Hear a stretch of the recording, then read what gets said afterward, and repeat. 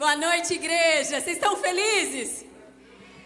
Independente de qual seja a estação que nós estamos passando, nós somos o povo mais feliz da terra, porque nós temos o Deus mais poderoso conosco. Então, por isso que sempre eu faço questão de perguntar, vocês estão felizes? Só para fazer você pensar o quão privilegiado você é. Você tem Deus dentro de você. Você tem um Pai amoroso. Você tem um Deus que sempre está para te auxiliar. Então, sim, você é, além de ser o povo mais poderoso da terra, o povo mais feliz também. Louvado seja Deus. Isso não significa que nós não temos lutas, adversidades e dificuldades. Só significa que nós temos todo o auxílio daquele que pode todas as coisas. Então, fechou, né, gente? Glória a Deus. Eu quero dizer para vocês que eu estou muito feliz em compartilhar essa palavra. Essa palavra, ela tem ministrado o meu coração e me ensinado muitas coisas, não de agora. Já há um tempo que eu tenho ouvido e aprendido isso da parte do Senhor. Então, isso é uma verdade que trouxe muito resgate ao meu coração. E eu oro para que nessa noite o Senhor faça exatamente a mesma coisa com você. O que Deus fez comigo, que Deus faça ainda em porções maiores. Amém? Quem recebe? Em nome de Jesus. Bom, o tema dessa palavra é discernindo os tempos. E eu vou fazer um link bem breve, a palavra da virada do ano. É muito interessante porque nós temos quase 11 anos de casa, quase 11 anos de ministério, e eu nunca ministrei numa virada de ano. Pergunta pra mim, por que, Elaine? Porque eu não gosto de culto cronometrado, gente.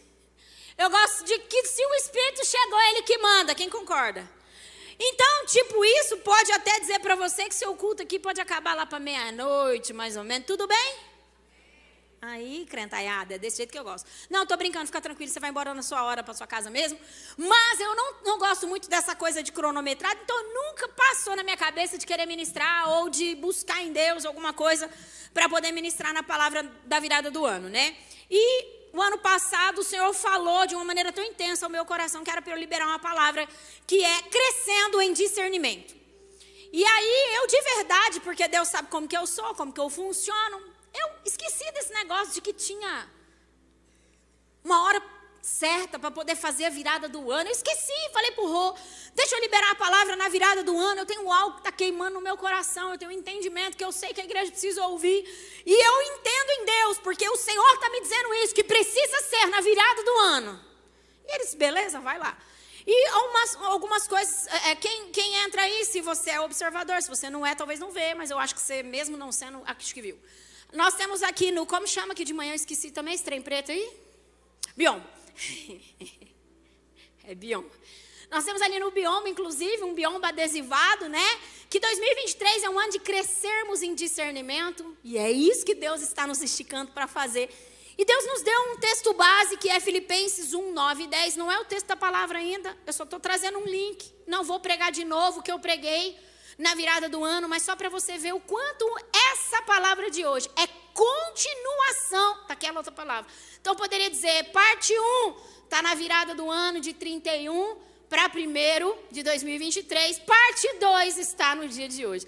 Então, se você não ouviu essa palavra, ela está disponível no YouTube, crescendo em discernimento, em nome de Jesus, vai lá ver, tá bom? Então, o texto, o versículo base, que todos os anos, e é muito interessante isso, porque mais ou menos lá para outubro, novembro, mais ou menos assim, o Senhor começa a comunicar nos nossos corações um versículo, um entendimento, uma palavra que nós vamos andar no próximo ano. E Deus é absurdamente assertivo. Olha que coisa. Ele sempre comunica alguma coisa que vem e faz todo o sentido naquele ano que a gente vai viver. No ano do Covid, gente, é interessantíssimo. Deus disse que haveria muita morte. E eu achava que era morte no interior, né? Vocês acreditam? E não é que morreu muita gente mesmo? É interessante isso. Então, o texto base desse ano que nós estamos vivendo é Filipenses 1, 9 e 10, que diz, esta é a minha oração, que o amor de vocês aumente cada vez mais em conhecimento e em toda percepção, diga percepção, para discernirem, diga discernirem, o que é melhor, a fim de serem puros e irrepreensíveis até o dia de Cristo. É tão interessante porque tudo aquilo que Deus nos convida a viver, nos convida a fazer, é justamente por um propósito, por um objetivo. Então a ideia de Deus em nos darmos percepções, discernimentos, é para que nós sejamos puros e irrepreensíveis até o dia do Senhor. Essa é a ideia de Deus em nos dar discernimento. E Deus comunicou algumas coisas das quais, que depois você vai ouvir lá em detalhes essa palavra. Deus disse que esse ano seria um ano de muita prosperidade em todos os sentidos. Ou seja, tudo aquilo que nós optássemos por fazer, haveria prosperidade. Então esse ano é um ano absurdamente poderoso e absurdamente perigoso, na mesma proporção. Porque se eu escolher o errado, vai dar ruim com gosto. Se eu escolher aquilo que Jesus deseja que eu escolha, vai dar bom com gosto. Então o Senhor disse que esse ano seria inclusive um ano de portas abertas. Por isso que nós temos, inclusive, se você vê nosso site, rede social, tem lá portas. Por quê? Porque porta fala de oportunidade, porta fala de lugar de acesso. Esse ano o Senhor disse que seria um ano onde nós poderíamos acessar muitos lugares. Deus estaria nos liberando a viver isso. E eu costumo dizer que a impressão que eu tenho é que parece que o freio moral, sabe aquele freio moral e aquele senso do que é certo e errado, muitas pessoas parece que engoliram eles. Parece que é aquela coisa assim, Deus deixou, tipo assim, ó, eu quero que você veja seu coração, eu quero ver o que você é capaz de fazer. Parece que esse ano Deus deu uma liberada. Por que Deus fez isso? Pergunta pra mim, por quê, Elaine? Porque Deus quer que a gente se veja antes do grande e terrível dia do Senhor. É muito interessante, nós estamos falando do Maranata, o retorno do Cristo. Mas vai dar muito bom para muitos e vai dar muito ruim para muitos. Por isso que Deus está nos chamando a entrar num lugar de entendimento. É por isso que Deus está dizendo assim, cresçam em discernimento, aprendam como eu me movo, aprendam o que a minha palavra diz, aprenda a não ser um Maria vai com as outras. A minha mãe já dizia isso, sua mãe dizia? Quem a mãe dizia aqui? Não seja Maria vai com as outras. Tem gente que parece que tem esse problema, né? Depende da amizade, depende com quem que tá, que é aquilo ali. Isso é muito interessante. Então, quando nós entramos num lugar de discernimento, a gente não vai onde está todo mundo indo. A gente ouve o Senhor, a gente busca o Senhor. E a gente discerne qual é a oportunidade que eu devo realmente abraçar. Qual a oportunidade que, apesar de parecer ser boa, eu não devo aceitar. Então, essa é a chamada de Deus. Inclusive, o Senhor falou sobre alianças, conexões e muito mais. Depois você vai lá dar uma lida nisso. Por que eu estou falando isso? Porque é absurdamente importante nós continuarmos avançando nesse discernimento, porque o Senhor continua nos chamando para esse lugar, certo? Então, esse é o momento que você vai dar uma olhadinha para o seu irmão, vai dar uma olhadinha para o seu irmão e vai dizer, ei, cutuca, ei, não é você quem determina os tempos e nem as estações, não é você, tudo bem? Olha aqui para mim. Partindo desse entendimento, que não sou eu que determino os tempos e as estações, eu preciso aprender a me mover dentro de cada tempo e dentro de cada estação. Certo? Eu vou dizer uma coisa para vocês aqui, particularmente dizendo. Se Deus me deixasse escolher as estações, inverno eu aboliria. Nas minhas estações só teria primavera e verão. Porque eu não gosto de inverno. Eu, particularmente, não gosto de inverno. Então, se fosse para escolher, inverno é um negócio que eu não teria. Só que eu não posso escolher. O que eu tenho que fazer quando chega o inverno? Eu tenho que me render a essa estação. E por me render a essa estação, no dia que está frio, eu tenho que pôr blusa. Não é assim? Gostando ou não de blusa, eu tenho que pôr. Dizem que essa estação é a estação que você fica mais bonito, né? Depende, né? Se tá em casa, tá com a camiseta do vereador, eu pego as calças do Rô, calça de moletom do Rô, que é mais folgada, assim, gostoso, cobre mais, cobre até o pé. Pega as camisetas dele, que ficou linda. Fica aquele negócio, que tem hora que você olha e fala, meu Deus, um demônio. Não, é muito interessante. Mas se você sai de casa, tá aí, você sai um pouquinho mais alinhadinho, cachecol, né? Bonitinho. É isso. Mas é isso, então nós precisamos entender que as estações, os tempos, não somos nós que escolhemos e que nós precisamos então aprender a discernir isso, qual é a estação e qual é o tempo que nós estamos vivendo, para que a gente flua melhor, para que a gente se desenvolva melhor em cada estação, em cada tempo que Deus nos proporciona a viver. Dentro desse entendimento, acabei não colocando no título, né, que é discernindo os tempos. Eu quero também falar com vocês a respeito da importância de nós entendermos os tempos, entendermos qual é a estação que nós estamos e também nós buscarmos a ótica de Deus sobre todo esse tempo. Porque a ótica de Deus, ela muda tudo na nossa vida. E no final eu vou testemunhar algo para vocês e vocês vão ver para fechar essa palavra. A ótica de Deus, ela muda tudo na nossa vida.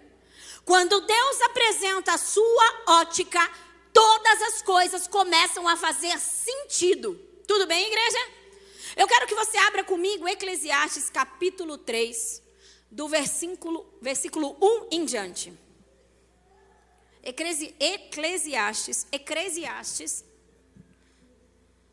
Eclesiastes 3, do 1 em diante.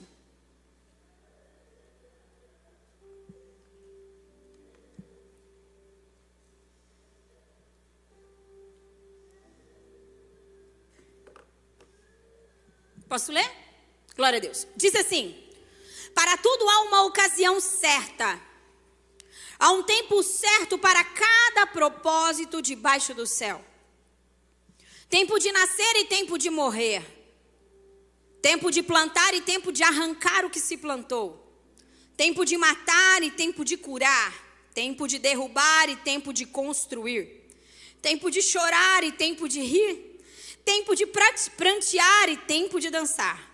Tempo de espalhar pedras e tempo de ajuntá-las. Tempo de abraçar e tempo de se conter.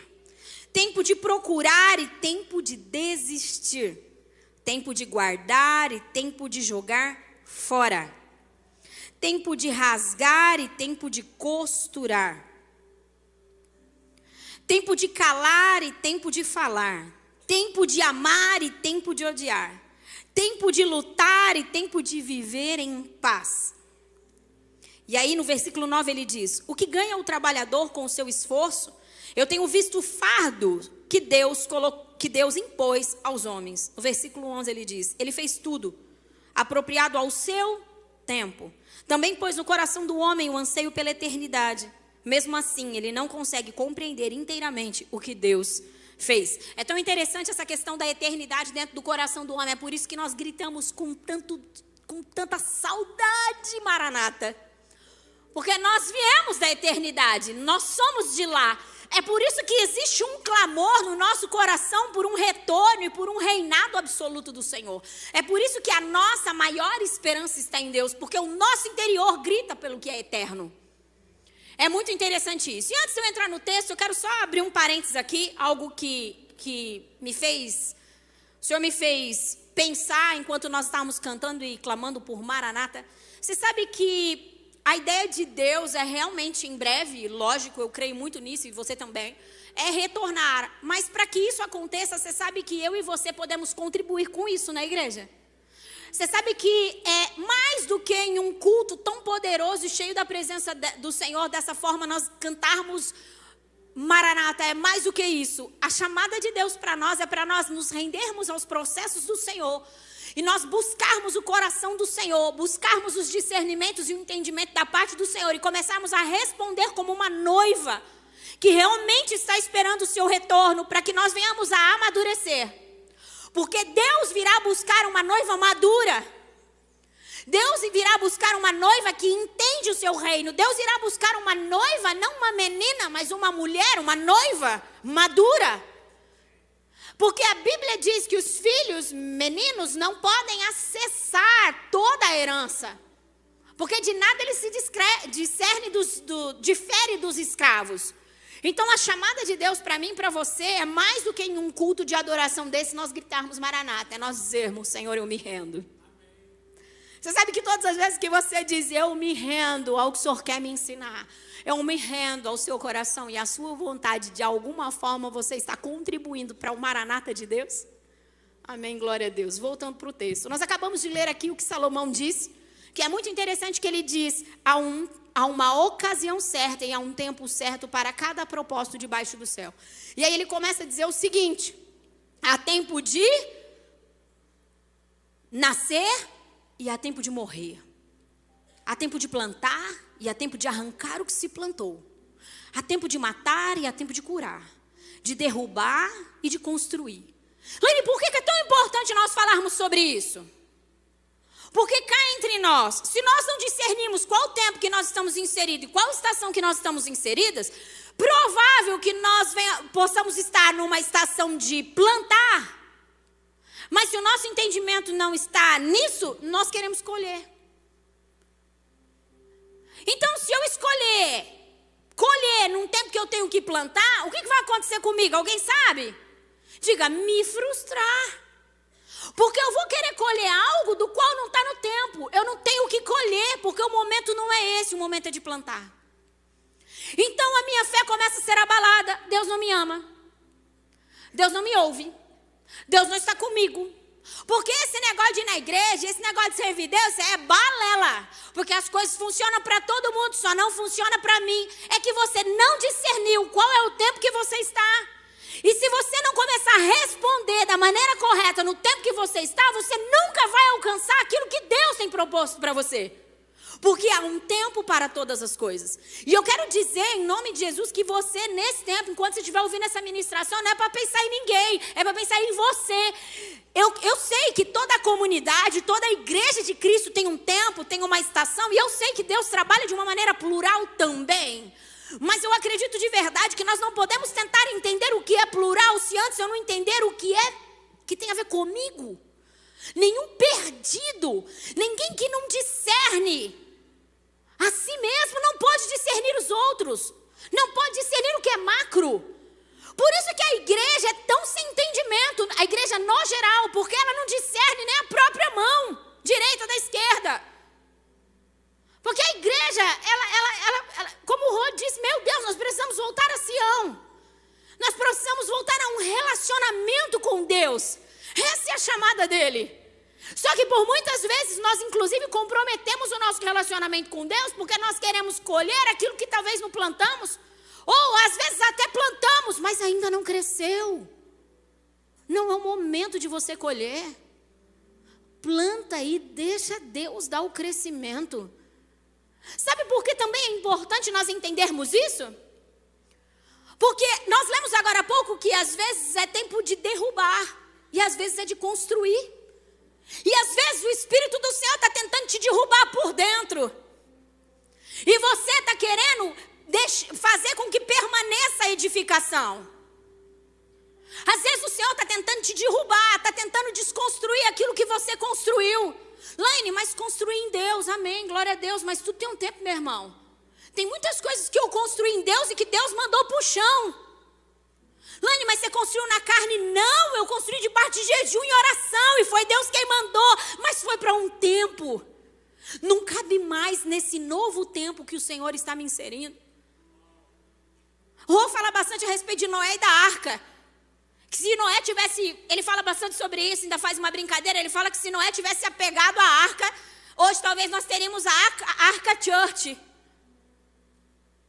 A arca foi absurdamente importante para aquele tempo, mas teve um tempo que ele teve que deixar a arca. Ele teve que largar lá e dizer, ó, é aí.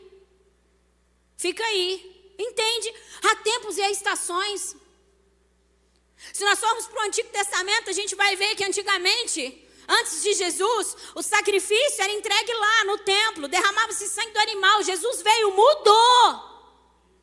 E o que era feito naquela época, quando se derramava sangue de animais, não era para o Senhor, não era uma ordenança do Senhor, era. Mas depois que Jesus veio, mudou o tempo, mudou a forma. Então nós precisamos entender que há tempo de construir e há tempo de derrubar, e eu só preciso estar rendido. E você sabe que é muito interessante isso? É muito interessante porque aquilo que nós construímos em Deus, aquilo que nós construímos com muito amor, com muito carinho, com muita dedicação, que nós depositamos muito amor mesmo, nós nos apegamos àquilo, e aí nós não deixamos Deus mexer. É por isso que nós sofremos tanto. Deixa Deus desconstruir, edificar o que Ele quer, do jeito que Ele quer, a hora que Ele quiser, meu irmão. assim nós avançamos no propósito. Sabe outra coisa que eu acho muito interessante dentro do texto que nós lemos? Ele fala que há tempo de paz e há tempo de guerra. Nós precisamos entender qual é o tempo que nós estamos vivendo, porque às vezes a chamada da parte de Deus para nós é guerreie. E nós estamos querendo viver em paz. Mas não é que Deus não tem paz para você, é que o tempo que você está não é de paz, é de guerra. Então eu preciso, você precisa, nós precisamos nos posicionar como um valente do Senhor. Mas e no tempo que é de paz? No tempo que é de paz, meu irmão, por mais que você queira fazer guerra, não cabe guerra. Se você guerrear num tempo de paz, você vai pela sua força, pelas suas armas. E eu vou te contar uma coisa, vai dar ruim. Vai dar muito ruim. Quando Deus diz para você assim, só observa e descansa. Laine, mas o mundo está caindo ao meu redor. O que Deus está dizendo para você? Observa e descansa, não trave batalhas. Consegue entender?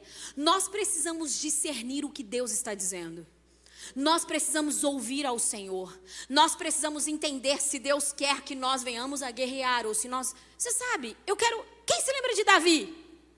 Davi, quem conhece? Davi é um homem segundo o coração de Deus. Um exemplo de um adorador. Tudo bem comigo?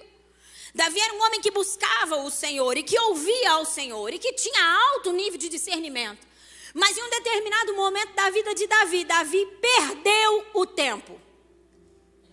E isso custou muito para ele. Quando nós perdemos o tempo, o time de Deus, quando nós não entendemos a estação que Deus nos colocou, isso nos custa muito. Quer que eu te conto? Isso custa para você e para a sua próxima geração. Muitas vezes os nossos filhos, os nossos netos acabam pagando por isso. Os filhos de Davi pagaram caro por isso. A desordem entrou na casa de Davi, porque Davi não discerniu o tempo. E eu gostaria de ler com você agora, um pouquinho a respeito de Davi, em 2 Samuel, capítulo 11, versículo 1. Quero ler só esse versículo que cita a perda de Davi de entendimento. Diz assim, na primavera, época em que os reis saíam para a guerra, Davi enviou para a batalha Joabe com os seus oficiais e todo o exército de Israel. E eles derrotaram os amonitas e cercaram a Rabá. E quando a Bíblia fala mas, aí deu ruim. Davi permaneceu em Jerusalém. Se você não conhece toda a história de Davi, eu te convido a você ir conhecer, mas eu vou resumir muito aqui. Ele tinha que ter ido para a guerra. Ele enviou todos os reis e ele deveria ter ido para a guerra. Mas Davi disse, eu acho que eu estou afim de ficar aqui de boa. Eu imagino na minha mente criativa Davi dizendo assim, os caras é bom demais, eu não preciso ir. Não vai fazer diferença. Meu irmão, peraí, se o tempo é de guerra, você tem que estar na guerra. Não é tempo de descansar. Daí diz a palavra que Davi estava lá no palácio, numa tarde, porque acordou tarde o bichinho, né, gente? E daí ele estava lá numa tarde, de repente, ele resolve dar uma olhadinha na janela, estou resumindo muito. E ele vê quem? Vê Batseba tomando o seu banho, Davi manda chamar, ele era o cara, mandava em todo mundo, vem a mulher, ele se deita com ela e aí ferrou. Todas as vezes que nós perdemos o tempo e a estação de Deus, nós abrimos uma porta de destruição na nossa vida. Nós abrimos uma porta para muita confusão. Muita confusão. Muitas pessoas, elas vivem uma vida confusa porque elas não conseguem discernir nada. Não sabe se é tempo de guerra, não sabe se é tempo de paz, não sabe se tem que derrubar, não sabe se tem que edificar. Não sabe se tem que nascer, não sabe se tem que morrer, não sabe. Tem coisas do Espírito que precisam nascer no seu interior e você precisa se render para isso. E tem coisas que precisam morrer. Você sabe que a chamada do Evangelho para você é morra? Laine, você me trouxe aqui num domingo para falar isso? Esse é o Evangelho genuíno. Negue-se a si mesmo, pegue a sua cruz e morte. Consegue entender? Porque se nós morremos a morte dele, também nós vivemos a vida dele. Consegue entender? Então tem coisas aí que está precisando morrer, só que você não discerne isso. Aí você sustenta para que isso viva. E é por isso que você está confuso. E é por isso que a sua vida vive dando ruim. Consegue entender? Laine, mas é muito ruim isso aí, sabe por quê? Eu vejo o fulano ali avançando, prosperando, se dando bem. Parece que a vida dele é tão leve. Talvez ele só entendeu qual é a estação dele. E ele está ouvindo o Senhor e obedecendo. E talvez não é que você não quer obedecer ao Senhor, é que você não consegue discernir. E aí por isso que tua vida está bem confusa. Então diz aqui que Davi permaneceu. Ele tinha que estar na guerra, mas ele permaneceu. E deu muito, muito, muito ruim a Davi. Por isso que é tão importante nós olharmos para nós. Eu tive um tempo com algumas mulheres que são líderes aqui na casa, ontem à tarde, e eu falava um pouco para elas sobre a importância de nós termos um tempo a sós. Aquela coisa de literalmente fechar a porta do quarto. Eu amo fazer isso. Eu sento na minha cama e eu fico ali, ouvindo o Senhor, falando com Deus. Falo lorota até falar chega. Quem fala muita lorota para Deus? Eu falo às vezes muita lorota, mas Deus não tem problema de eu falar minhas lorotas, sabia? Que Deus não tem problema nenhum com as suas lorotas. Você tem problema quando você não fala as lorotas para Deus e vai falar para os outros. Prefiro falar lorota para Deus do que falar para os outros. Porque eu tenho um pai que me ensina, me ajuda, que me dá a sua ótica. Aí você vai falar lorota para os outros, aí eles vão dar a sua ótica para você. Aí você está ferrado. Porque a ótica do homem nunca supera a ótica de Deus. Nunca. Nunca que um homem tem tanta sabedoria como Deus. Provérbios 8 diz que Deus é a sabedoria. Eu acho muito interessante isso. Então Deus está disposto a investir sabedoria em nós, desde que nós venhamos a recorrer a Ele. Você sabe por que, igreja, por muitas vezes nós não entendemos nada na nossa vida? Pergunta para mim, por que, Elaine? Porque nós não perguntamos para Deus. A gente quer entender a partir da nossa própria ótica ou a partir dos conselhos dos outros. Elaine, você está dizendo para mim que não é importante buscar conselhos? Lógico que eu estou dizendo que é. Principalmente alguém que ama e teme ao Senhor, é muito bom ouvir. A Bíblia diz que na multidão de conselhos há sabedoria. Mas ouça, ó Senhor, eu não tenho nenhuma sombra de dúvida que se Davi tivesse falado, Senhor, o Senhor quer que eu vou para a guerra ou o Senhor quer que eu fique aqui? Deus ia falar, Davi, vai para a guerra? O tempo não é de guerra, Davi. Ele não teria cometido talvez um dos maiores pecados, um dos maiores problemas que ele cometeu. Quantos estão comigo? Tem noção do tamanho do livramento que Davi teria? Ele e os seus filhos, porque você tem noção do tamanho da desgraceira que aconteceu na vida dos seus filhos? Você sabe que a gente se coloca enrascada por muitas vezes por não ouvir ao Senhor? E é isso. Vamos lá então, gente. Eu gostaria de falar com vocês a respeito de algo muito interessante. Quem se lembra do povo de Deus no deserto? Trouxe alguns entendimentos que são bem conhecidos pela igreja, porque é algo que nós batemos bastante. O povo de Deus no deserto. Vocês acham mesmo, presta atenção, que Deus teria... Achei muito interessante que nessa manhã o Rô, inclusive, citou Moisés. Gente, Deus fez com que Moisés, porque é Deus que dá a vida, tudo bem?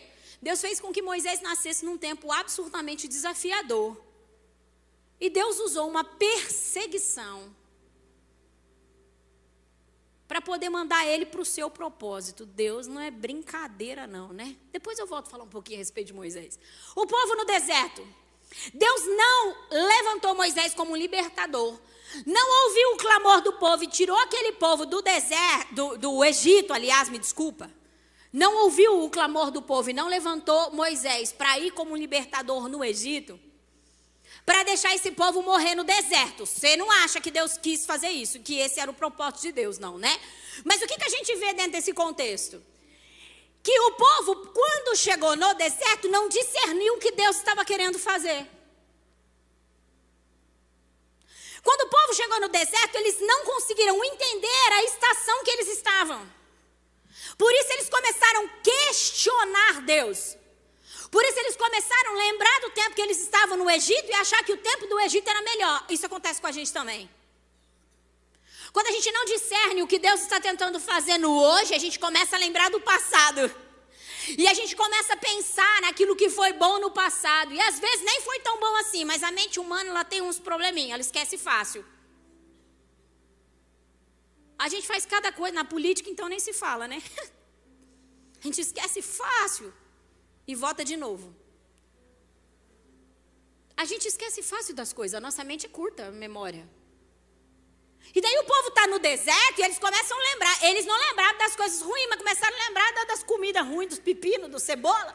E aí eles começaram a dizer, nós estamos aqui. Olha, eu quero dizer uma coisa para você. Deus dava maná todos os dias para ele no deserto. E o dia que eles reclamaram que não tinha carne, Deus mandou tanta codornizes.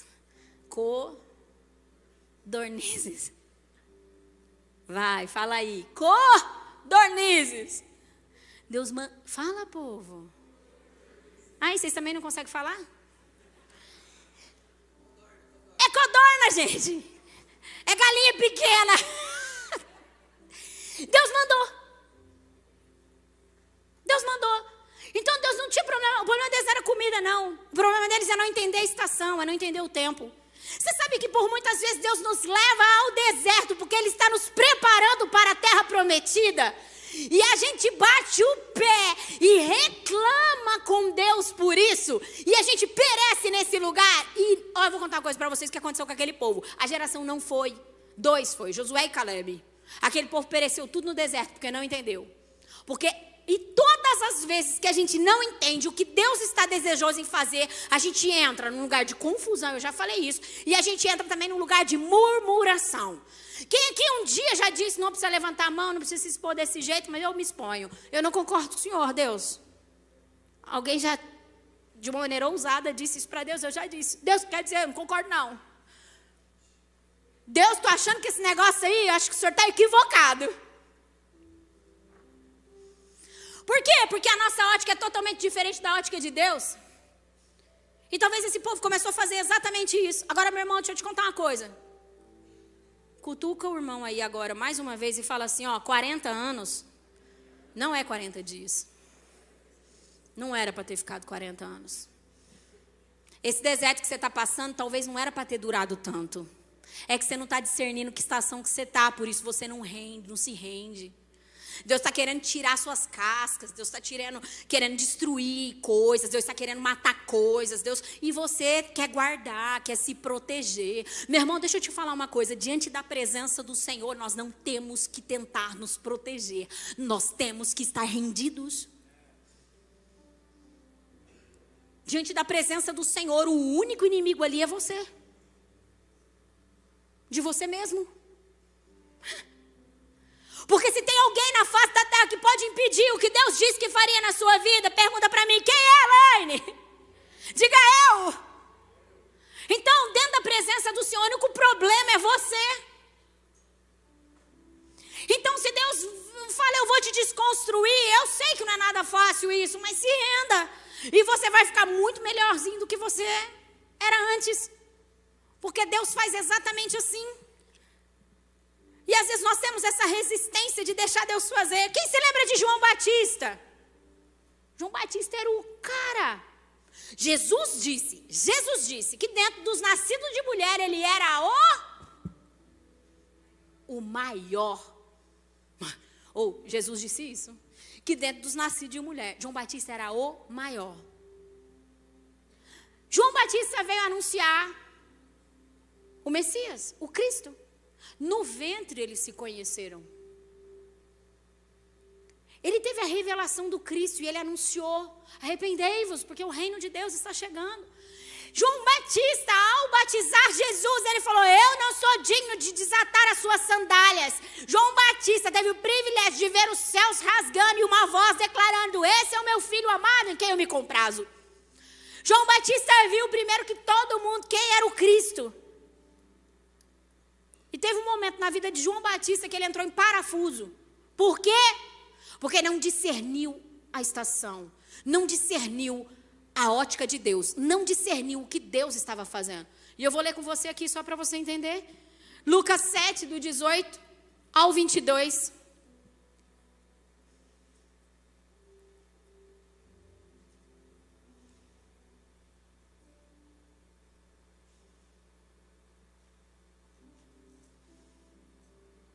Lucas 7, do 18 ao 22. Diz assim, os discípulos de João Contaram-lhe estas coisas. Chamando 2 deles, João Batista chamou 2 deles, enviou-os ao Senhor para perguntarem: és tu aquele que deveria de vir ou devemos esperar algum outro? Dá vontade de falar: João Batista, você bebeu? Não dá vontade de falar? Quando eu leio isso aqui, eu disse: meu Deus do céu, João Batista está louco? Ele sabia quem era Jesus. Já tinha sido anunciado tudo que ele faria por ele mesmo. Vamos continuar. Dirigindo-se a Jesus, aqueles homens disseram: João Batista nos enviou para te perguntarmos: és tu aquele que haveria de vir ou devemos esperar algum outro? Naquele momento, Jesus curou muitos que tinham males, doenças graves e espíritos malignos, e concedeu visão a muitos que eram cegos. Então ele respondeu aos mensageiros: voltem e anunciem a João o que vocês viram e ouviram. Os cegos veem, os aleijados andam, os leprosos estão purificados, os surdos ouvem, os mortos são ressuscitados e as boas novas são pregadas aos pobres. O que Jesus estava falando? Jesus falou assim: já sei como que eu vou aliar a visão de João Batista de novo. Eu vou manifestar o meu reino para que os seus discípulos vejam, para que eles cheguem lá e dizem: ei, aquilo que você disse um dia que iria acontecer, nós vimos. Jesus só estava tentando trazer um resgate para João Batista para dizer assim: a estação que você anunciou, ela chegou. Você sabe o que acontece, igreja? Porque por muitas vezes a gente entra em crise e a gente se perde no tempo que nós estamos, porque nós não concordamos com a maneira como Deus está fazendo. Todos nós aqui temos uma promessa da parte de Deus, eu não tenho dúvida. Pastor, é a primeira vez que eu estou numa igreja evangélica. Deus tem uma promessa para você. Deus tem uma história linda, violentíssima para você. Com base no que você fala isso, Salmo 139 diz que quando estávamos informes no ventre da nossa mãe, Ele já escrevia tudo sobre nós. Deus é absurdamente violento. Deus não cria filhos para inutilidade. Você acha mesmo que Deus ia colocar você na barriguinha da sua mãe para você nascer, crescer, engordar e morrer? Não. Deus tem uma missão para você. Deus tem um propósito para você. Deus tem depósitos sobre você. Hoje de manhã eu falava com uma irmã e ela veio me entregar uma visão que ela teve violenta sobre mim, que era a resposta de Deus para mim. Ela disse: meu Deus, pastora, quando Deus me mostrou aquilo, eu disse: nossa, eu não sou ninguém. E eu disse: como? Ai, pastora, mas eu te entregar uma visão. E eu disse: como? Ai, eu acho que eu sou tão pequena. Eu falei: é mesmo, né? Eu falei: Deus mora dentro de você. O Espírito do Senhor está dentro de você e você se vê assim, sua ótica está absurdamente equivocada. A nossa ótica é absurdamente equivocada a respeito de quem nós somos em Deus. É por isso que o capeta samba na nossa cabeça. Você tem Deus dentro de você, meu irmão. Será que você entende o que é isso? Você não é qualquer um. E Deus, Ele sabe tanto disso que Ele depositou tantas coisas dentro de você. Eu de verdade acredito que tudo aquilo que nós precisamos para cumprir o propósito de Deus nas nossas vidas já foi depositado quando Deus estava nos formando. Ele disse: vou colocar uma pitadinha de dom de cura, porque essa menina aqui, ela vai curar em nações. Eu vou colocar uma pitadinha de discernimento, porque eu vou colocar, e Deus foi depositando em nós coisas que vai sendo despertado, que vai sendo ativado conforme nós vamos respondendo. Qual que é a diferença de uma pessoa que flui muito bem em Deus e a outra que não flui? Resposta, só essa a diferença. Não é que um é mais amado e outro não. Não é que um é escolhido e o outro não. É resposta para Deus. O quanto você cede aos processos, o quanto você se rende ao Senhor, o quanto você se dedica ao Senhor, o quanto Deus é o primeiro na tua vida. É só essa a diferença. Nenhuma outra. Quantos estão comigo? Então, é muito interessante a respeito de João Batista. E que eu quis trazer aqui, inclusive, Davi e João Batista para vocês, pelo fato de que ele era um homem que tinha um alto nível de discernimento, mas a partir do momento que ele não concordou com a movimentação de Deus, pronto, ele se tornou confuso e questionador daquilo que Deus estava fazendo. Quem se lembra de Elias, o profeta, um dos maiores profetas da palavra? Elias é o cara. O profeta, não é qualquer profeta não, meu irmão, o profeta. Teve um momento de Elias, na vida de Elias, que ele não concordou com a movimentação de Deus. Agora eu entendi perfeitamente o que eu estava falando, lembrei. Fala glória a Deus.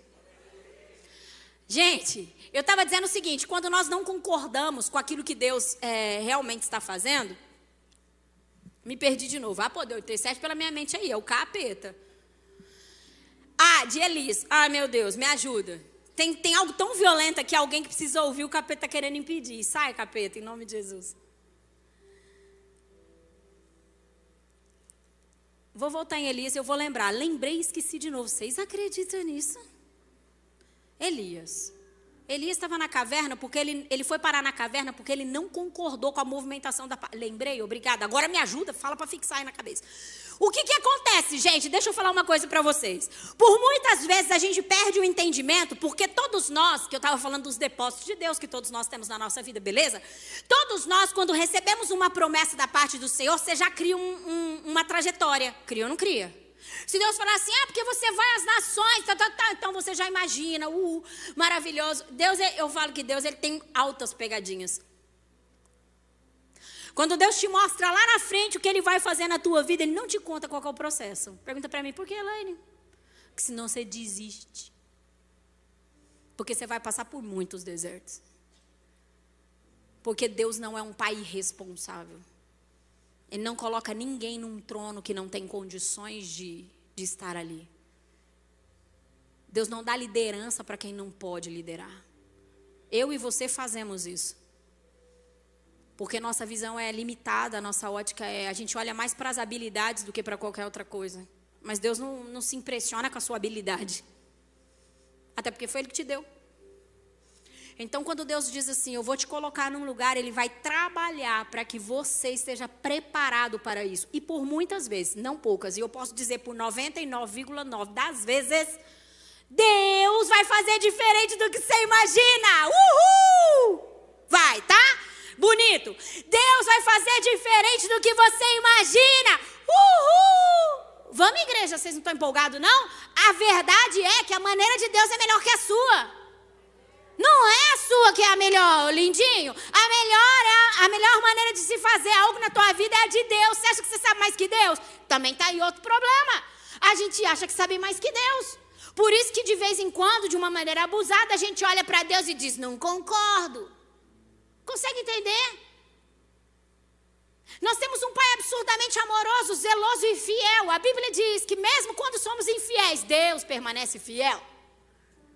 Então assim, Deus não tem variações não, meu irmão. Deus pronto, acabou. Eu e você temos variações, Deus não. Então a maneira de Deus trabalhar na nossa vida é a melhor. Só que por muitas vezes a gente discorda. O povo de Israel discordou da maneira que o Salvador veio. Estão esperando até agora. Discordaram da maneira que Deus mandou o Salvador. Estão esperando até agora. E por muitas vezes a gente discorda das movimentações de Deus. E por isso que a gente fica confuso. E é por isso que o nosso coração vai se perdendo. E aí, quando o nosso coração começa a se perder, a gente começa a entrar num lugar de incredulidade. Aí a gente costuma fazer a pior de todas as burradas. Pergunta para mim qual é, pastora? Fazer do nosso jeito. Deixa comigo, Deus. Vou arrumar isso. O brasileiro, então, tem um bendito do jeitinho brasileiro. Deixa comigo que eu vou fazer, vou arrumar. Então, se Deus diz que você ia às nações, você começa com conexões. Deixa eu fazer conexões, network no mundo gospel. Deus achou Davi, meu irmão, lá no meio do pasto com as ovelhas. Achou, você acredita? Achou Moisés no deserto. Quem mais aí, lembra? De alguém que... Gideão. Escondido. Eu sou o menor de todos, Deus, seja forte quando Deus achou. Deus te acha onde você estiver. Não estou dizendo que relacionamento e amizade não é bom. Eu só estou dizendo que Ele não precisa da sua força. Deus não precisa. Você precisa estar num lugar de obediência para discernir o que Deus está dizendo. Quantos estão comigo? A palavra da manhã não foi gravada e não foi nada disso que eu preguei. Isso não é lindo? Deus queria falar com você mesmo. Então é muito importante nós estarmos nesse lugar de não resistir Deus. É muito importante nós não ficarmos questionando ao Senhor. é importante nós estarmos nesse lugar de rendição e confiarmos no seu amor. E a partir disso, Deus tem liberdade para fazer o que Ele deseja. E aí tudo flui na nossa vida. Você sabe que o deserto vai demorar na sua vida até eu acho muito legal isso, porque o deserto, como eu já falei, ele nos prepara para entrar na terra prometida. Então o deserto é uma grande escola. E todas as vezes, agora pega isso no teu espírito em nome de Jesus. Ninguém quer ir para o deserto, meu irmão. Lógico que não, só que todo mundo quer sentar no trono, né? Ninguém quer ir para o deserto, mas todo mundo quer acessar a terra prometida, né? Uma terra prometida sem antes um deserto, meu irmão, é a maior perdição que eu e você pode ter.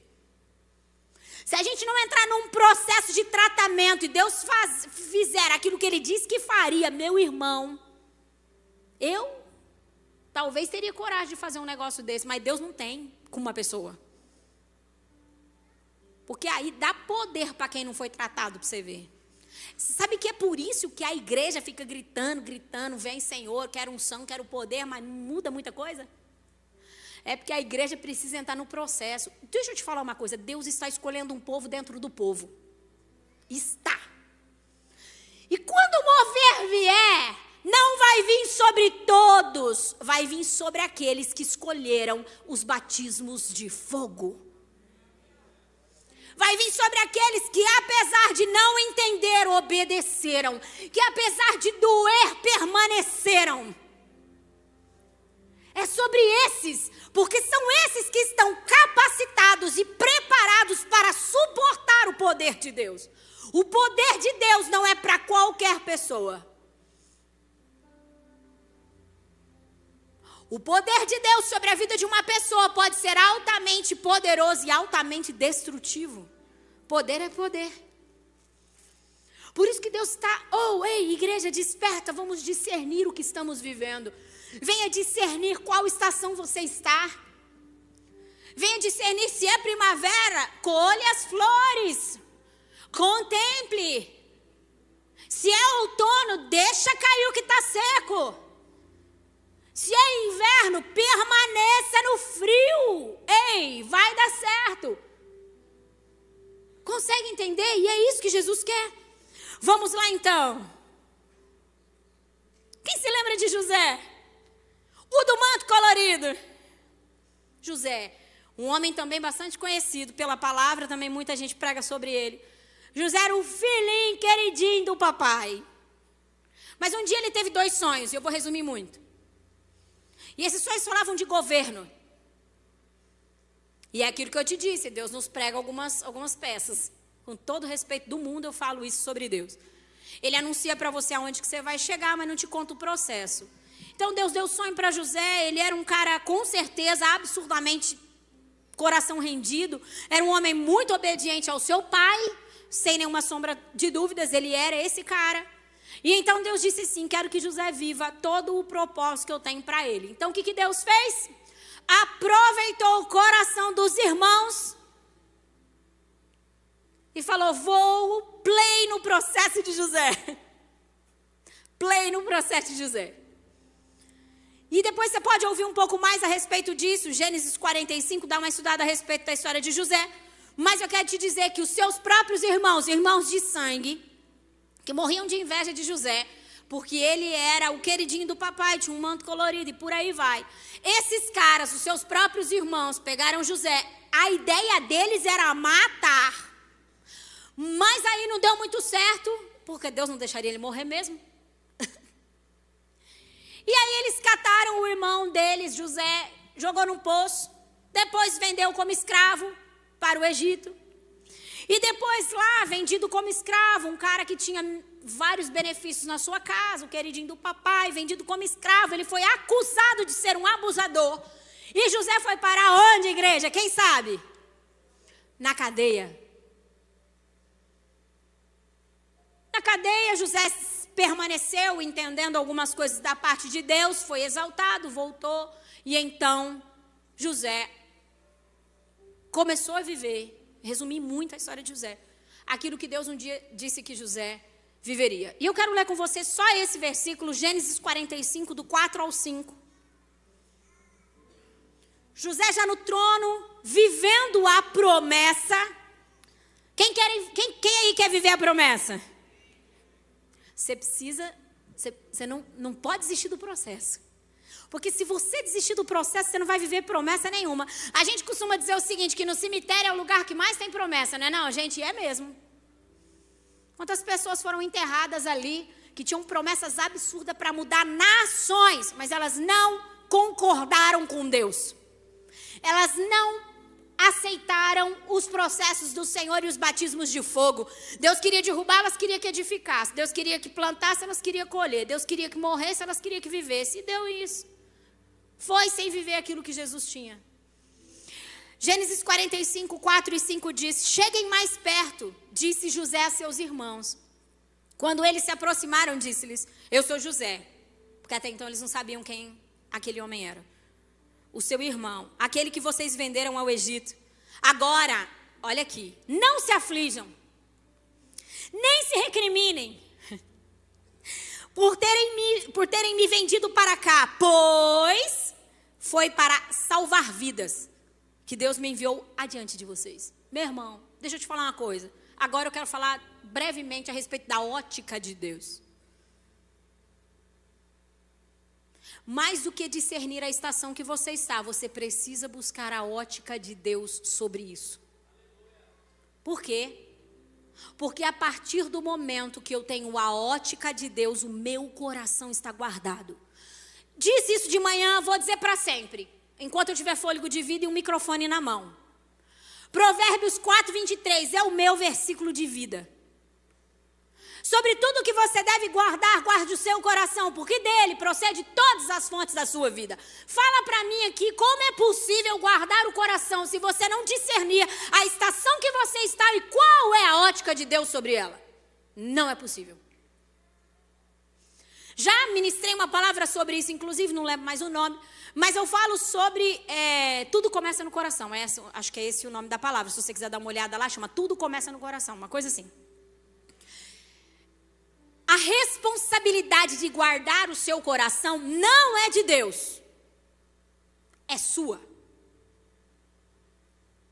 Só que se você for um Maria vai com as outras, alguém que não discerne tempo, não discerne nada, ouve tudo de todos e abraça toda a ideia de todo mundo, só de Deus que não, porque você não concorda, porque de Deus sempre vai ser para te tirar de uma zona de conforto. É igual aquilo, tem gente que não gosta de ouvir o pai e mãe, gosta de ouvir o amigo. Porque o amigo bate nas costas e diz, vai lá, amigo entre aspas, né? E o pai e a mãe vai tentar abrir seu olho. Então é melhor ouvir o amigo do que ouvir o pai e a mãe. Por quê? Porque se você quer fazer ruim, se você quer fazer alguma coisa, é tão engraçado isso. Às vezes a gente vai dar um atendimento, dar conselhos, e a pessoa já vem com a ideia pronta. Ela já vem com aquilo que ela quer ouvir. E aí você diz, meu Deus, vai dar tão ruim. E aí você fala assim, meu irmão, ó, deixa eu te falar. Não, pastora, não. E eu vou contar uma coisa para você. Se um dia você sentar comigo numa mesa de aconselhamento e você falar que Deus te disse, eu vou deixar você quebrar a sua cara. Porque a hora que você coloca numa mesa de aconselhamento que você ouviu Deus e Deus te disse, vai lá. Quem sou eu na fila do pão? Se Deus te diz, quem sou eu para dizer qualquer coisa ao contrário? Mas tem gente que coloca Deus me disse porque não quer fazer outra coisa a não ser aquilo que já está programado para fazer. Então vai lá. Consegue entender? Deus faz isso com a gente também. Quando você insiste com Deus, Deus fala, vai lá. Faça. Viva o que você está querendo viver. No final das contas aí. Então, estou falando sobre Provérbios 4, 23, sobre a importância de nós guardarmos o nosso coração. Só que para que eu guarde o meu coração de verdade, eu preciso de discernir o tempo que eu estou vivendo e eu preciso ter a ótica de Deus. Porque vai ter momentos, meu irmão, deixa eu te contar uma coisa, vai ter momentos ruins e difíceis, desertos, que você vai querer colocar na conta do capeta. Mas não é o capeta. Quem que mandou José para o Egito? Quem que mandou José para o poço? Quem que fez com que os irmãos vendessem ele como escravo? Ele disse assim, ó, foi Deus quem me mandou antes para salvar vidas. A gente tem uma ideia tão doida a respeito de Deus, e a gente precisa desconstruir isso, porque Deus vai se manifestar cada vez mais dessa forma nesses últimos tempos. De que Deus é amor. Sim, Deus é amor. Deus não tem amor, não. Deus é amor, e é a própria sabedoria. Ponto. Só que a ideia de amor que nós temos é absurdamente equivocada. Então, o amor de Deus não diz sobre conivência. O amor de Deus diz muito sobre correção. Então, às vezes, quando nós estamos passando por algumas situações, a gente quer colocar na conta do capeta. Eu já me coloquei no lugar de José várias vezes. E eu disse, eu ia fazer uma batalha espiritual, que eu amo uma batalha espiritual, uma guerra. Eu ordeno agora! Quem gosta? Eu gosto. Espírito de engano! Uhul! Eu amo. Mas tem hora que você tem que gritar mesmo. Espírito de engano, espírito disso, espírito daquilo. Tem hora que você tem que dizer, tudo bem, Deus. Faz a sua vontade. E aí, não era o capeta que levou José. Era só uma forja para ele viver e acessar aquilo que Deus tinha para ele. E foi tão interessante isso já para eu chegar aqui no final da palavra, porque teve um momento que eu estava passando de muita dor e muito deserto, mas pensa, achei que nesse deserto eu ia morrer. E com muita dor no meu coração, eu andava na minha sala para lá e para cá. Quem faz isso de vez em quando? O quarto não me cabia, meu irmão. Eu andava na minha sala para lá e para cá e eu disse, Deus, eu não suporto mais. Deus, eu estou cansada. Deus, está doendo muito. Deus, cadê o Senhor? E eu só ouvi o Senhor dizendo assim para mim, se lembra de José? Falei, lembro. Os seus irmãos venderam ele como escravo. Você sabe tudo que José passou, né? Falei, sei. O Senhor disse assim para mim, os irmãos de José, como você os classificaria? Eu disse, traidores, invejosos. Como que você classificaria? Cá entre nós, sendo bem sincero, você não achava que os irmãos de José tinham inveja dele? Tinha, gente, tá claro que tinha. Eu disse assim, os irmãos de José, eles foram traidores, invejosos. Eles morriam de inveja do que José carregava. Porque ele era o cara dos sonhos proféticos, que nem seu pai. Porque ele era o cara do manto colorido. Porque ele era o queridinho do papai. E eles morriam a dor de cotovelo, Deus. E eu falando assim com Deus. Ele disse, pois é, essa é a sua ótica. Então, Deus me levou nesse versículo que nós acabamos de ler. E ele disse, a minha ótica é essa. Os irmãos de José foram ferramentas para o cumprimento do meu propósito. Então tem coisa que nós estamos chamando de capeta e é Deus. E é por isso que a gente não vence, sabia? Tem batalha na sua vida que você não está vencendo? Já parou para pensar que às vezes não é que está faltando poder, é que você está lutando com a pessoa errada?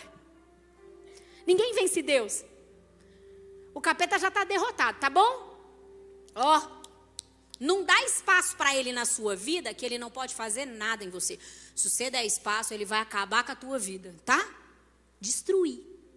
Mas se você for uma pessoa íntegra, que teme ao Senhor, ele não vai poder fazer nada na sua vida. Ele é um derrotado. O Deus que você serve pode todas as coisas e não adianta querer lutar contra Deus. Já vai perder batalha. Então fica na guerra, tá cansado e dizendo, não aguento mais essa vida. Para de lutar. Deus não está dizendo para você lutar, Deus está dizendo para você se render, lindinho. Imagina José se ele começasse na guerra. O que, Deus? O Senhor me prometeu que eu iria reinar e o Senhor me manda para ser escravo? Me manda para um poço? O Senhor é injusto. Que amor é esse? Aonde o Senhor está? Cadê sua escolha? Deus está forjando ele. Se José faz isso, o que acontece? José com toda certeza, gente, não herdaria. Ele perderia a promessa. Agora, para a gente encerrar mesmo, quem se lembra de Judas? Como você classificaria Judas? Fala aí. Judas, aquele que deu um beijo em Jesus e mandou ele para a cruz.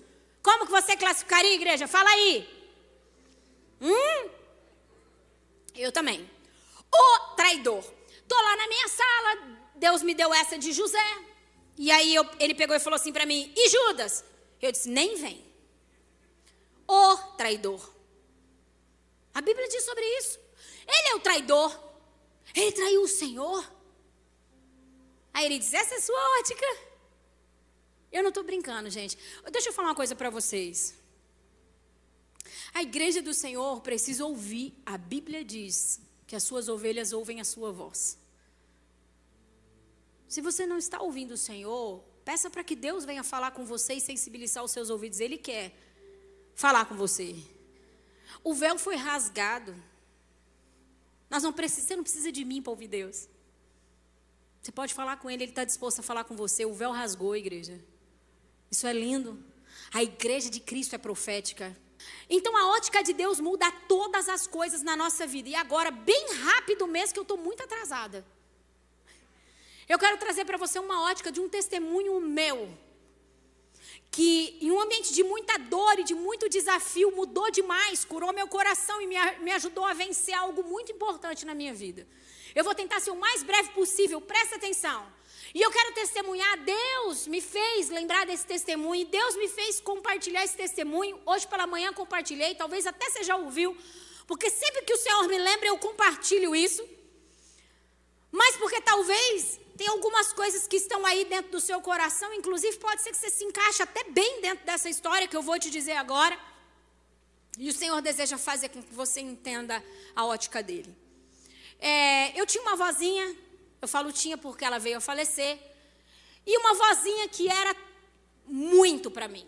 Eu não posso dizer tudo, porque tudo é Jesus, né, gente? Mas ela era uma pessoa muito importante. Eu sempre fui muito ligada a ela desde muito criança. Eu chamava ela de vozinha da cabeça branca. E ela era uma mulher muito importante na minha vida, mas muito mesmo. A gente se parecia muito. Eu gostava muito do jeito dela, da maneira dela. Ela era uma senhorinha cheirosa, gente. Sabe aquelas velhinhas cheirosas? Quem tem uma avó cheirosa aí? Uma vozinha cheirosa. E ela era muito... Ela falava, menina, você tá espiritadinha. Que é assim, né? E ela era uma velha espiritadinha. O que era, gente? Ela chegava em mim e falava assim, esse brinco tá combinando com essa blusa, filha? Ela era super vaidosa. Ela era linda demais. E eu falava para o Senhor, Deus, quando eu ficar velhinha, me deixa como a minha vozinha. Ela é um exemplo para mim. A casa dela era um brinco. Com 85 anos, ela era que fazia faxina. A roupa dela era linda, limpinha. A comida dela era maravilhosa. O arroz e feijão da minha avó era maravilhoso. Tudo era maravilhoso. Ela era zelosa em tudo que ela fazia. Ela fazia os crochê dela, fazia os tapetes. Gente, você não via nó, você não via nada. Sabe aquele crochê perfeito? Podia bater na máquina que não desmanchava o tapete. Ela era zelosa. E a minha avó, eu era apaixonada por ela e ela por mim. E ela nem disfarçava, gente, a ideia de que eu era realmente uma neta queridinha. Os outros primos às vezes falavam, netinha, chegadinha, porque ela não conseguia disfarçar mesmo. A gente tinha uma ligação muito grande. Quando os olhos do meu coração se abriram para Jesus, e eu entendi que existia céu e inferno, eu disse, ei, peraí, Deus, quando eu perder a minha avó vai ser o dia mais terrível da minha vida. E eu morria de medo disso. Eu pensava, quando eu for perder minha avó, meu Deus, me ajuda. Às vezes você tem uma vozinha, um pai, uma mãe, você pensa, meu Deus, o dia que eu perder, meu pai vai ser difícil demais. E é mesmo, meu irmão. A gente não foi criado para poder lidar com isso, né? É muito ruim.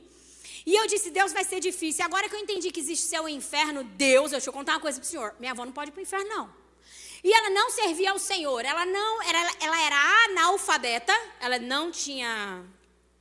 Não lia, então não dava para poder ensinar ela na leitura. E ela era muito brava. Então não dava para falar que o que ela fazia estava errado também, não. Eu tinha que segurar a minha. Então sempre que tínhamos aniversário, eu sempre fazia questão de dizer, eu oro pela avó, porque eu queria liberar coisas sobre ela, além da minha intercessão e oração, né? Mas eu dizia, eu oro. E era muito legal isso, né?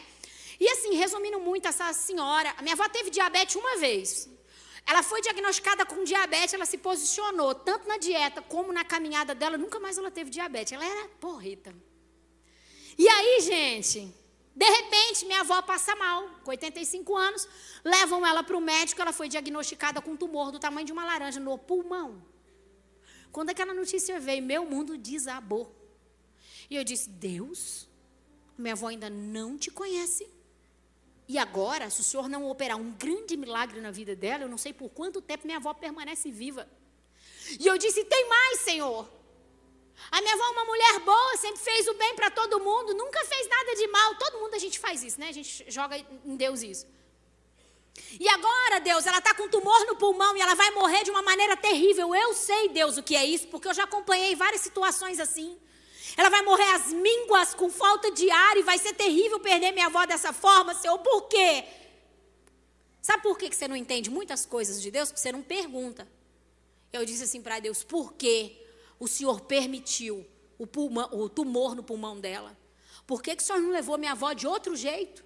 Por que o Senhor vai deixar ela morrer às mínguas dessa forma?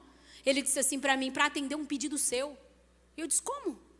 O Senhor disse para mim, porque você disse que queria que ela me servisse, que ela fosse salva. E eu poderia, porque o tempo da sua avó chegou. Então Deus já deixou claro que não ia curar, né? O tempo da sua avó chegou. Eu poderia levar ela com um infarto fulminante, se eu só ia saber a notícia. E eu falei, Deus, isso seria terrível, porque ela ainda não reconheceu o Senhor como o único e suficiente Salvador. Ele falou, pois é. Então eu permiti que um tumor fosse para o seu pulmão, para que você tivesse um certo tempo dentro desse novo estado dela, de falar do meu amor e ela se quebrantar e se render a mim. E eu disse, beleza. Falei, agora, Senhor. Gente, eu falo assim, mas com todo respeito do meu coração, mas é que eu tenho um relacionamento bem gostoso com Deus mesmo. E eu disse, Deus, beleza. Agora eu vou olhar para ela e falar, tudo que você serviu até hoje era demônio. Agora você vai ter que servir. Como que eu vou fazer isso? Vou perder minha avó embirrada comigo, Deus. O Senhor disse para mim, não. Meu irmão, deixa eu te falar uma coisa. Em Deus tem todas. Diga assim, em Deus tem todas as estratégias que eu preciso. Aí ele disse para mim, não. Então, quando eu perguntei para Deus, então vou fazer isso, como que eu faço para apresentar o Senhor para minha avó? E me deu estratégia, gente. Ele disse, você vai falar para ela sobre o livro da vida, porque na religião que ela vai, eles não falam sobre o livro da vida. Ela nunca ouviu falar de livro da vida. E a hora que você fala para ela sobre o livro da vida, ela vai dizer assim, não conheço. E aí você vai dizer para ela, o livro da vida é o livro que está escrito o nome de todos aqueles que pertencem a Deus. E aí você vai fazer uma oração com ela, de arrependimento, e pedindo para que o nome dela seja escrito no livro da vida, eu salvo ela. Falei, combinado? Fechou? Aí o que eu fiz? Fiquei de olho, sempre acompanhando a minha vozinha no processo ali. A primeira internação que ela teve, que ela passou mal, veio uma falta de ar muito grande, a gente já esperava isso. Ela veio, eu corri, fui junto. Chegamos lá na parte da internação, óbvio que ela precisaria ficar internada, não tinha como, o contexto era esse. Na parte da emergência ali ainda, ficou eu e ela. Sabe aqueles quartos de emergência que espera vagar um quarto para a pessoa subir? Estou eu e ela lá. Deus, ele é zeloso. Mandou todo mundo embora, ficou eu e a minha avó lá. E aí eu disse, o quê? Vou falar agora. Porque eu não sabia até quando a minha avó ia ficar. Vai que de repente dá uma falta de ar muito grande. Uma senhora de 85 anos, eles entubam ela e ela perde a consciência. E aí eu peguei e disse assim, vó, deixa eu te falar uma coisa. A senhora já ouviu sobre o livro da vida? Ela falou, óbvio que ela disse. Deus disse que ela ia dizer não, né? Ela disse, não, nunca ouvi falar disso não. Falei, vó, o livro da vida e contei para ela o que é que Deus tinha me falado. E aí eu peguei e falei assim, eu sei que a senhora pertence ao Senhor, então, vó, vamos pedir para Deus colocar seu nome nesse livro? Ela falou, vamos. Falei, então a senhora vai fazer uma oração aqui comigo, a senhora vai repetir tudo que eu falo? Sim, eu não sou boba nem nada, já comecei, Senhor, me perdoa, porque às vezes eu servi ao Senhor de uma maneira equivocada. E ela repetindo. Me perdoa porque às vezes eu trilhei alguns caminhos, Deus, que não eram os seus. E ela repetindo. E aí, quando eu disse assim, agora, Senhor, eu te reconheço como meu único e suficiente Salvador. E aí, eu disse, escreve, para ela repetir, o meu nome, no livro da vida. E quando eu disse isso, Deus, na sua bondade, na sua misericórdia, abriu a minha visão. E eu tive uma visão ali, orando com ela. Eu ia dizer assim, Deus, escreve o meu nome, Maria, porque ela chamava Maria Conceição Aparecida. Eu ia falar o primeiro nome, Maria, escreve o meu nome, Maria. E quando eu disse isso, a minha visão se abriu. Eu vi um livro enorme, branco, e eu vi uma mão escrevendo. E eu fui lendo o que a mão escreveu. Maria da Conceição Aparecida, o nome completinho da minha avó. Eu lia o que o Senhor escrevia. Violentíssimo, o rosto dela brilhava, tudo mudou. Maravilhoso, ela subiu para o quarto, eu fui embora, no outro dia eu fui visitá-la. Quando eu entrei na porta do quarto, ela falou assim para mim, filha, você não sabe da maior? Eu falei, que foi, vó? Eu acho que a avó não está muito boa da cabeça não. Eu falei, por quê? Ela deve ser os remédios. Eu falei, o que aconteceu, vó? Ela disse assim para mim, essa noite inteira, Do meu lado aqui, apontou para a cama, para a maca. Do meu lado aqui tinha um homem de branco o tempo todo, olhando e sorrindo para mim. E ali na janela, a janela do quarto, ela apontou. Tinha outro homem, que ele olhava para fora e olhava para mim. Ele não tirava o olho de mim. Olhava para fora e olhava para mim. Também de branco. Mas eu acho que é coisa do remédio. Falei, não é não? Você sabe o que acontece, vó? A senhora pertence aos céus. A senhora pertence ao Senhor. E os anjos do Senhor já estão aqui para te guardar. Os anjos estavam ali, aguardando o momento que Deus fala, agora vem. Eles estavam protegendo e guardando ela porque ela tinha se tornado cidadã dos céus. O dia da morte da minha avó foi um dia absurdamente difícil. Estou encerrando. Num sábado nós tínhamos ido num aniversário de criança. E por isso não íamos sair no período da tarde. Eu cheguei em casa, era mais ou menos umas 6 horas da tarde, eu acho, mais ou menos, 6, 7 horas da noite. E aí eu falei assim para o Rô, por incrível que pareça, estava contando aqui hoje de manhã. Vocês acreditam que um dia eu toquei teclado? É meu sonho de consumo. Eu falo, quando eu ficar bem velhinha, eu vou tocar teclado para Jesus. Só eu e Jesus, mais nada. Eu sou apaixonada. Na verdade, eu não quero teclado, não. Eu quero piano de cauda. E aí eu estava fazendo um curso, gente, de teclado. E aí eu peguei e falei assim pro Rô, deixa eu te falar uma coisa. Minha avó é internada, né? Eu peguei e falei assim, Rô, hoje, aproveitar que a gente não vai sair hoje à noite. Eu vou tomar um banho, vou pôr um pijama, vou aproveitar para me dar uma ensaiada aqui no meu teclado, que eu não tenho muito tempo, preciso gastar o tempo que eu tenho ensaiando, né? Tá bom, beleza. E quando eu fui para o meu teclado, o Senhor disse assim, não vai ensaiar teclado hoje não. E eu disse, como assim, Senhor? Pensei, agora virou pecado ensaiar teclado. Como assim, Senhor? Por que não? Viu como que você não entende as coisas porque você não pergunta? Que tanto que você pergunta para Deus as coisas? Pergunta. O Senhor ama responder para nós as coisas. E eu disse, Deus, por que não? Ele falou, porque a sua noite será longa. E eu disse, como assim a minha noite será longa? Ele disse, hoje eu recolho a sua vozinha. Imagina você tendo uma notícia dessa, uma pessoa absurdamente importante para a sua vida, Deus dizendo assim, hoje eu vou recolher ela. O básico, o normal, o lógico é bater um grande desespero, não é? No mínimo um choro. E aí o Senhor disse, vai dormir. Gente, eu tenho o costume de dormir tarde. 7 e pouco da noite eu indo dormir. E eu disse, tudo bem, Deus. Uma paz. Sabe a paz que excede todo entendimento? Pois é, essa veio sobre o meu coração. Uma paz. Um sono. Eu deitei 7 e pouco da noite com o celular do meu lado. Quando deu 11 horas da noite, meu celular tocou. Era minha mãe. E eu atendi elas, filha, você sabe o que aconteceu? E eu disse, sei. Ela falou, pois é, o Senhor recolheu a avó hoje. Eu disse, eu sei, mãe, estou indo aí.